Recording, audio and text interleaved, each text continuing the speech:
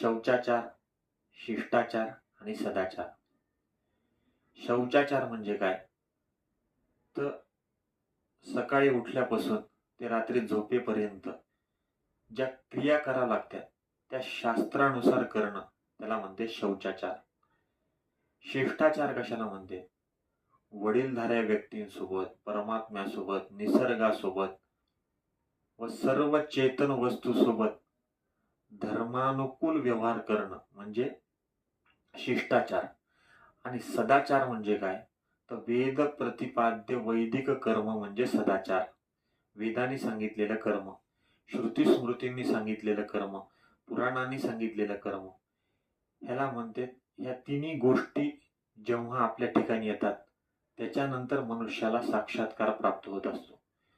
पहिले शौचाचार माणसाला करणं आयुष्य अत्यावश्यक आहे.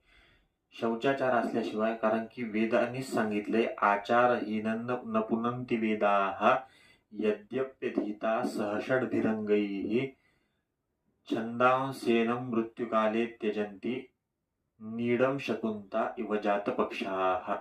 आचारहीन मनुष्याला वेद सुद्धा सोडून जातात. कसे सोडून जातात?